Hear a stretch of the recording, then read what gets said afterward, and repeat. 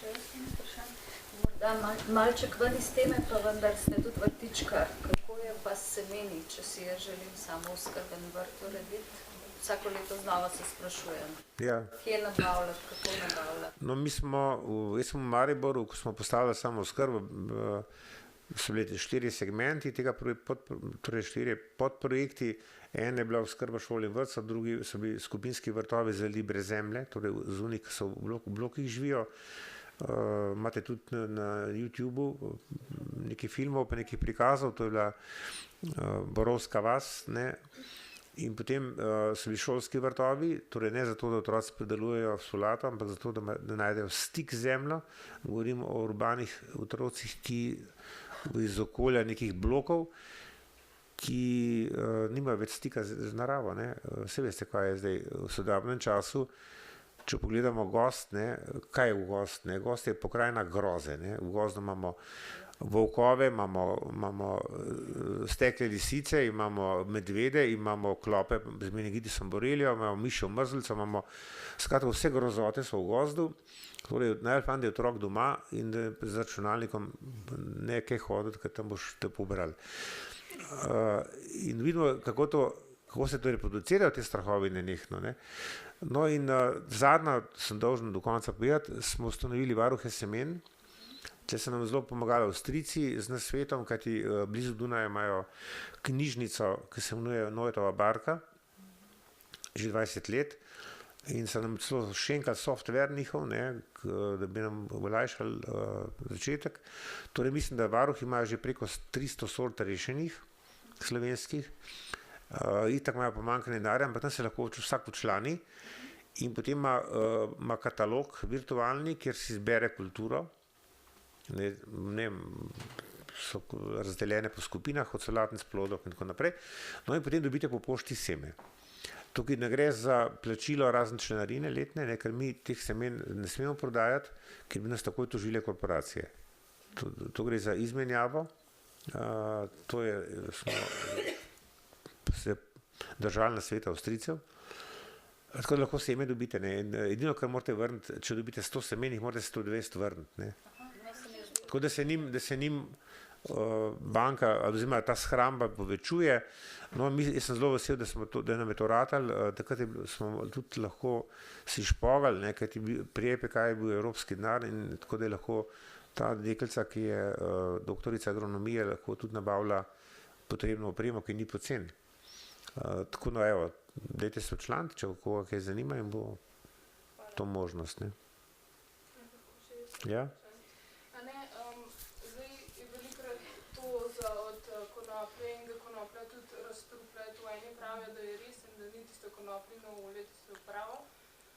Ali je to res, ali to ni, ker naprimer včasih je že bilo, da je mogel vsak kmet imeti konopljo na njivi zaradi tega, da je pač raztrupil zemljo, ne. In zdaj pač se pojavljajo ta mnenja, da konoplja res čisti tudi to toksičnost. Ne, to sigurno ne, to se strinjam. Torej konoplja je znana zdravilna rastlina, ki bogati prst in nobena njene korenine absorbirajo predvsem težke kovine, ne. Tipična taka je tudi solata, ne. Zato solato ni, če se hočete fino zastrupiti s težkim kovinam, potem jete solato iz kontaminiranih območij, ne. Ker liste, ker rastline z velikimi listi, ne, govorim zdaj o podobni solati, so najboljši akumulatorji težkih kovin, ne. Zato jih uporabljajo za čiščenje tal, ne. Po drugi strani pa konopljino olje pa izjemno deluje protikancerogeno, ne, je citostatično deluje, torej zavira rast rakavih celic, tumorjev in tako naprej in tudi protibolečinsko, ne. Zato zdaj po celem svetu so prizadevanja za legalizacijo konoplje. Kalifornija mislim, da je že dosegla to, nekatere ameriške zvezne države že. Pri nas bo ta bitka še trajala en cajt, kajti morate vedeti, da farmacija je tle, ta lobby je strahoten. Ko smo lih pa teh temah, nam so ukradli zdravilna zelišča s 3 uredbami ministra, tako da naše tete pehte, ki so nekoč na tržnicah prodajale zdravilna zelišča, zdaj ne smejo tega več. Samo še v lekarnah dobite, torej na tržnicah se ne sme prodajati niti bezeg, ne, ki je v vsakem kmečkem vrtu rastel, zdaj se ga ne sme več prodajati, niti glok, niti šentjanževka, ki je mimogrede najboljši antidepresiv na svetu, ne, brez vseh stranskih učinkov. Torej, če je kdo depresiven, pa če imate starše depresivne, kar ne šentjanževko pijejo, če so v depri, kajti nobenih stranskih učinkov, čudovito počutje. Konec koncev čaj lahko tudi pijete za dobro počutje, ne boste depresivni, boste dobre volje in boste lepše v barvah svet videli, no tako. Tako mi gre, da je tist 0,1% ali pa še manj od populacije, ki ne bi bilo pa fotosenzibilne, ne, na šentjanževko, to poznate, ne, nekateri zelo manj, torej 0,1 pa še manj odstotek populacije, če bi pilo šentjanževko in čaj, ne, pa da se izpostavi soncu, potem pride lahko do teh flekov rdečih, ki tudi zginejo, malo srbijo pa zgine. Je pa šentjanževo olje recimo najboljše proti opeklinom sončnim, ne, če se namažete. Ok, skratka zdaj imamo mi to, aktivisti imamo to, zdaj nam pomagajo pravniki, bomo dali na ustavno sodišče presojo, da se vzame farmaciji ta pravica, da nam je ukradla zelišča in se to vrne v javno rabo, kajti, lejte, to so stoletja znanj naših prednikov, ne. Farmacija ni vlagala tudi enega centa ne v te raziskave, enostavno je ukradla ljudska znanja in jih patentirala kot svojo lastnino, ne. In ko se je to zgodilo, sem šel jaz v lekarno, pri nas v Domžalah, no, in sem rekel, da mi prodajo šentjanževko, ne, in sem dobil papirno vrečko, kjer je pisalo gor samo šentjanževka. Sem rekel, kje imate pa zdaj indikacije, kontraindikacije, navodila farmacevta, doktorja gor, če so to arcnije, smo ljudstvo dolžni obvestiti, ne. In rekel, saj vi pa ja veste, zakaj je šentjanževka dobro. Sem rekel, ja, jaz ne vem, ampak kaj pa ostalih 100.000 ljudi? Zato ste jim pa vzeli, da boste zavarovali ljudi, ne. Imeti še ena stvar, ki je banalna, torej poleg bezga, fižolove luščine so tudi prepovedane. Suhe fižolove luščine. Zato, ker delujejo, ne.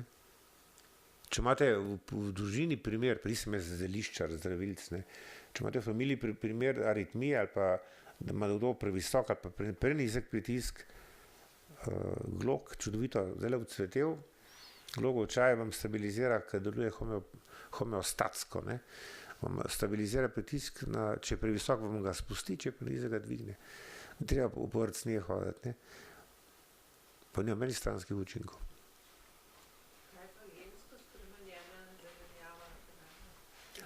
Ja, pri nas tega ni, pri nas smo uspeli zakon, takrat še uspeli aktivisti toliko zakomplicirati v parlamentu, da praktično ne more priti do izpustov na njive, masovno prihaja pa transgena soja v prehranske izdelke, tako da dajte pogledati na deklaracijo, kaj piše. Če je soja not, če ni biološke pridelave, potem morate vedeti, da 80% vse soje, ki se prodaja na svetovnem trgu, je transgene, prihaja iz Amerike pa iz Kitajske, v glavnem, pa iz Argentine. Posledice tega je najbolj čutila Argentina, imate cel kup poročil na spletu o zdravstvenih posledicah transgene soje v Argentini. Tako drugače vam povem pa samo eno zabavo, da ne bomo preveč resni. Ko se je v parlamentu obravnavala druga verzija zakona o genski tehnologiji, to je takrat predlagala ljudska stranka, profesor Žagožen, imeli smo zelo luštno kvalitetno razpravo, no, in v tem predlogu zakona, ki je pol padel, ne, itak, hvala Bogu, je pisalo takole, kdor poznam večkrat biologije, so vzeli na režo org, ne.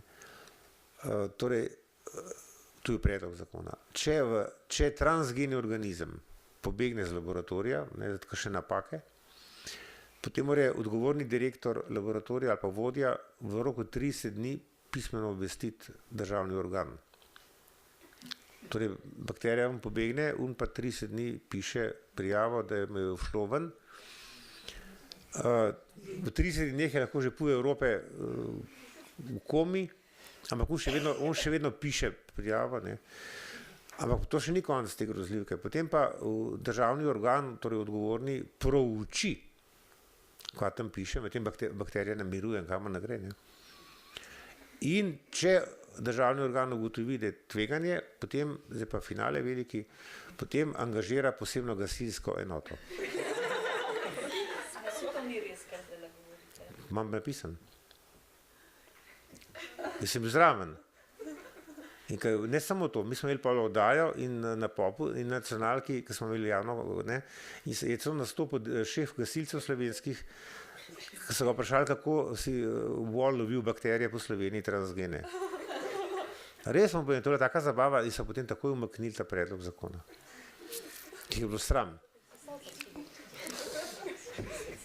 Torej 30 dni. Gospa, ki je profesorica za biologijo, vam pove, lahko samo potrdi, da se bakterije vsakih 20 minut delijo na pol, pa zračunajte, koliko jih je z ene same v 24 urah. Nepreštevno jih je. Ampak on bo 30 dni pisal prijavo na organ, ki bo, oni pa še proučujejo, je to nevarno ali ni, ne? No, nekar je, ja, še do konca mi, nekar je rekel, šef gasilcev je rekel, da kako si pa to predstavljajo, da bomo mi zdaj zbrizgali nam, špricali Slovenijo, ali bomo dali noter dezinfekcijo. Skratka, bila je zabava, no, in zato je zakon padel, hvala Bogu. Ampak pa ste taki predlogi zakonov nastajajo, ne, v tem stilu, ne. Tako, ko se je pisal zakon o vodah, je bila to ena zadnjih razprav, ne, na osnovi vodne direktive evropski, je en bleščeči pravnik okoljskega ministrstva v preambuli, ko so bili deli rečnega telesa, ne, torej reka ni samo struga, je tudi poplavni gos, so stranski rokavi, je lok, ne, in loka in tako naprej, mrtvi rokavi, ne. Sem rekel, ko je bila debata, sem rekel, gospod, zakaj pa niste vi vnesel, recimo, jaz sem mislil rečno loko, ne, kot del rečnega telesa, sem rekel, zakaj pa recimo loka ni not, ne. In on me pisano pogleda, pa je rekel, zakaj bi mogla biti pa Škofja Loka not napisana. Torej, pojma ni mu, da je Loka del reke. Ne? In taki ljudje pišejo zakone. Mogoče še kakšno vprašanje? No, v redu, potem bomo pa zaključili tole naše druženje. Gospod Komat, mi se vam iskreno zahvaljujemo za ta prijetno preživet čas. Imamo še eno malenkost za vas. To je cel cekar. A res?